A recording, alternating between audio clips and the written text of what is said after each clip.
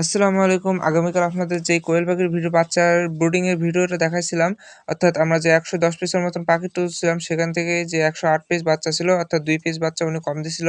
তো যাই হোক আমরা তাদের ব্রুডিং এর রাতের বেলায় যেই ওষুধটা দিছিলাম লাইসোভিট এবং গ্লুকোজের পানিটা, এবং সকালবেলা যেটা দিছি এটা হলো পেক্সাসিন এবং দিছি সাথে মক্সোলিন সিবি। এটা নাভি শুকানোর কাজ করে এবং এই পেক্সাসিনটা কাজ করে ঠান্ডা এবং বিভিন্ন রকম সালমোনেলা, তারপরে ইকোলাই ইত্যাদি এসব রোগের কাজ করে। তো এই ২ টা ওষুধ একসাথে প্রতি লিটারে ১ গ্রাম করে এই হিসাবে দিয়ে দিছি এদের পানিতে, সকালের পানিতে খাওয়ার জন্য, এবং বিকালবেলা অনুরূপভাবেই আগামীকালের মতন লাইসোভিটার এবং গ্লুকোজের পানিটা এভাবে দিয়ে যাবো ৩ দিন।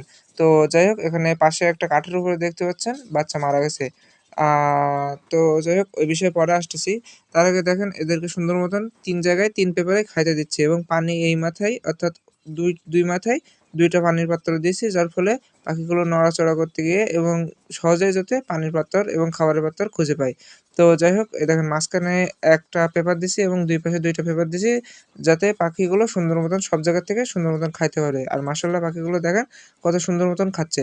তো যাই হোক, আমাদের যেই ১০৮ পিস পাখির থেকে এই পর্যন্ত ৪ পিস পাখি প্রতিবন্ধী ছিল। তো সেই ৪ পিস পাখি মরে গেছে। তো যাই হোক, ব্যবসা করতে গেলে এগুলো মরেই যাবে স্বাভাবিক। তো যাই হোক সবাই আমাদের জন্য দোয়া করবেন। পরবর্তী আপডেট পেতে আমাদের সাথেই থাকবেন।